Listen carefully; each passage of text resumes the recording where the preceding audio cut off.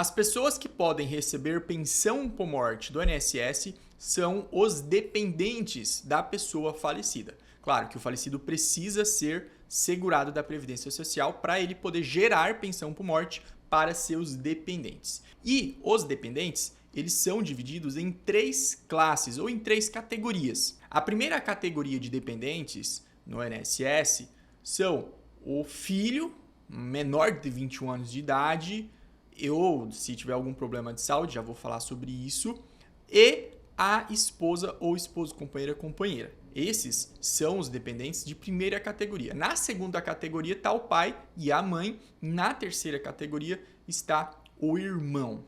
Só que não é só isso, não é tão simples assim. Eu quero te explicar no detalhe como é que funciona essa questão de ser ou não dependente do falecido para poder solicitar a pensão por morte no INSS. Vem comigo. A primeira coisa que você precisa saber é que não é o falecido, a pessoa que morreu, quem escolhe os seus dependentes. Ah, eu vou colocar meu neto para receber a pensão por morte, eu vou colocar lá o fulano de tal, meu enteado. Não é assim que funciona. Ele não tem, a pessoa que paga o INSS, o contribuinte, enquanto está vivo, ele não tem essa opção. Os dependentes para fins de pensão por morte são aquelas pessoas que a lei diz que são dependentes, ok? A regra está na lei, então não é a pessoa, o segurado ou o aposentado, que escolhe. Essas são as 3 categorias de dependentes do INSS: cônjuges e filhos, pai e mãe, irmãos, né, do falecido. Essa primeira categoria aqui, ela é a principal. Se existir uma pessoa dessa categoria principal, as outras, o pai, a mãe ou o irmão, não terão direito à pensão por morte. Tá ok? Se não houver ninguém da categoria principal, eu já vou detalhar elas para vocês, aí o pai e a mãe podem receber. Se a pessoa que morreu não deixou ninguém na categoria principal, não deixou ninguém ali na segunda categoria, que é o pai ou a mãe, ou os dois, aí os irmãos dessa pessoa que morreu podem receber pensão por morte, ou o irmão pode receber pensão por morte. Mas atenção em um detalhe muito, muito importante. Na primeira categoria, você não precisa provar que dependia financeiramente da pessoa que faleceu. Porque presume, o INSS concorda que se é um filho, se é um esposo ou esposa, um companheiro ou companheira, dependia financeiramente, ok? Então pode ser que, por exemplo, tá o marido morre e a esposa vai solicitar a pensão. Aí ela pensa assim, mas eu trabalho, eu ganhava até mais, meu salário era até maior que o do meu falecido esposo. Mesmo assim, eu tenho direito à pensão por morte? E a resposta é sim, porque essa dependência econômica, ela é presumida. Você não precisa provar que dependia economicamente. Mesma coisa, um filho. Imagina que um filho da pessoa que morre trabalha, já tem 18 anos, trabalha e ganha ali 2, 3 mil reais por mês. Ele vai ter direito à pensão por morte do pai? Sim. Ele vai poder solicitar a pensão por morte do pai ou da mãe que faleceu e ele vai receber até os 21 anos de idade. Legal? Eu vou detalhar melhor, mas essa primeira informação que eu quero que você guarde aí. Categoria principal: cônjuge e os filhos. Pessoal, quem é casado ou vive em união estável, seja uma relação hetero ou homoafetiva, é dependente para fins de pensão por morte. Olha que interessante. Então eu moro junto com a minha namorada, sei lá, minha companheira. Não sou casado no papel, não sou casado no cartório, a gente só mora junto, mas a gente vive como se fosse casado. Tem filho ou não tem filho, não importa, mas mora junto ali e vive como se fosse casado. Pessoal, essa relação, que a gente chama de união estável, garante o direito à pensão por morte um para o outro, tá joia? Olha que interessante, o ex-esposo, né, ou ex-esposa, ex-marido, que recebe pensão alimentícia, também pode receber a pensão por morte. Aí só tem um detalhe, se essa pensão alimentícia era por tempo determinado, a legislação, a lei vai falar que ela vai receber a pensão por morte por até no máximo esse prazo aí que estava previsto para receber a pensão alimentícia. Mas se era pensão alimentícia indeterminado, aí vai receber então a pensão por morte pro resto da vida. Existem regras para saber por quanto tempo é que a pessoa vai receber a pensão por morte. Mas esse não é o foco desse vídeo. O foco desse vídeo aqui é falar sobre quem são os dependentes, tá ok? Ainda na primeira categoria, pessoal, tem os filhos. E aqui não são todos os filhos que têm direito à pensão por morte. São os filhos menores de 21 anos que não são emancipados, ok? Que não são emancipados. Além dos filhos menores de 21 anos não emancipados, também aqueles filhos que têm uma invalidez, ou têm uma deficiência intelectual ou mental, ou tenha uma deficiência grave. Muita atenção para você entender essa questão do filho inválido ou com deficiência. São 4 tipos de situação. A primeira situação delas é o filho inválido. Ele tem uma invalidez, ele não dá conta de fazer nada, ele não dá conta de trabalhar, etc. Ok? A segunda é a pessoa, o filho, com deficiência intelectual. A deficiência intelectual, pessoal, ela não quer dizer que a pessoa é inválida.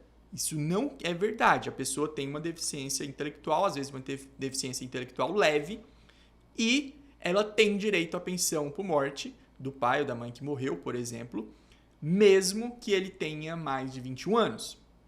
Além disso, a deficiência mental, intelectual ou mental. Essa deficiência mental ou intelectual, a lei não estabelece um grau de deficiência. Então, mesmo que a deficiência seja leve, a pessoa se enquadra como dependente para receber a pensão por morte. E isso é muito importante que você entenda, porque lá na deficiência grave, que é a última hipótese, eu falei que eram 4, invalidez, deficiência mental, intelectual e grave, ou grave, melhor dizendo, para você ser uma pessoa com deficiência grave, precisa fazer um estudo e um levantamento.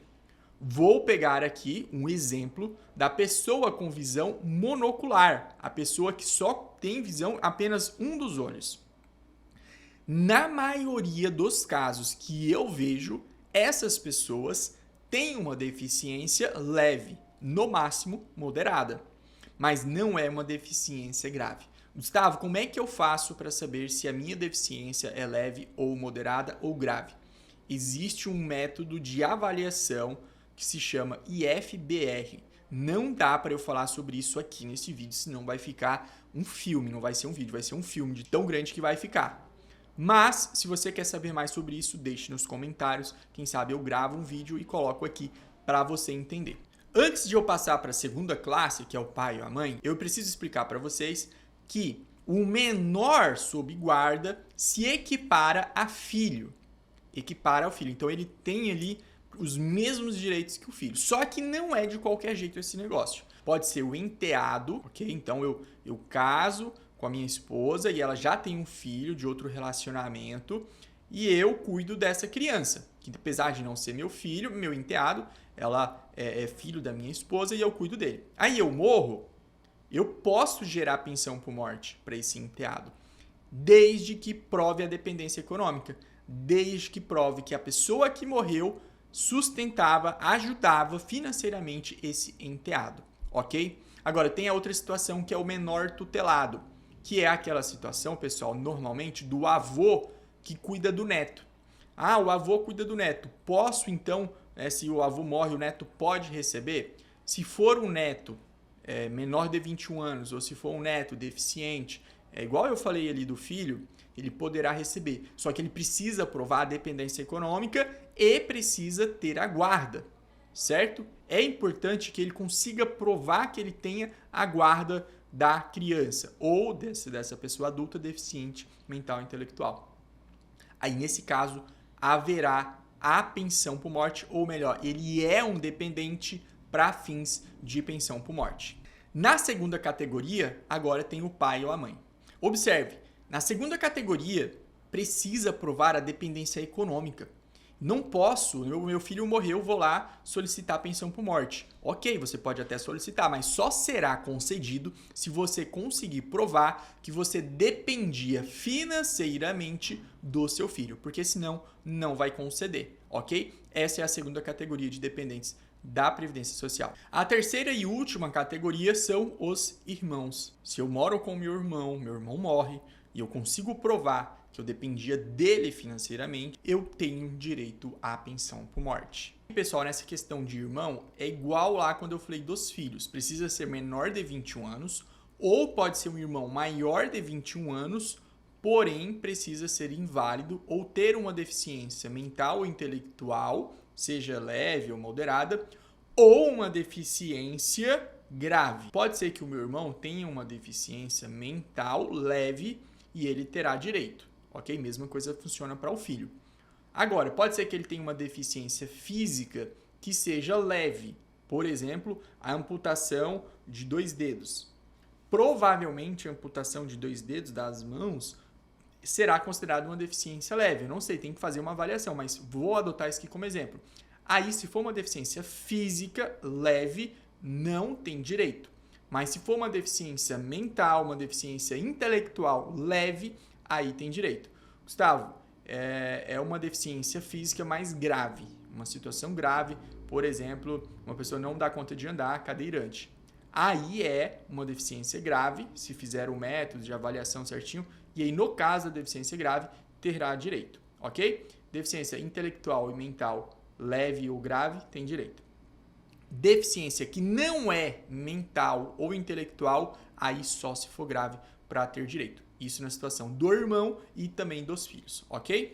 Pessoal, para poder receber a pensão por morte, precisa provar que é dependente, como eu mostrei para você nesse vídeo, e também precisa mostrar a qualidade de segurado do falecido. Então, a pessoa que morreu precisa estar na qualidade de segurado. Aqui na descrição desse vídeo, também nos comentários, tem um vídeo meu falando só sobre qualidade de segurado da pessoa que morre.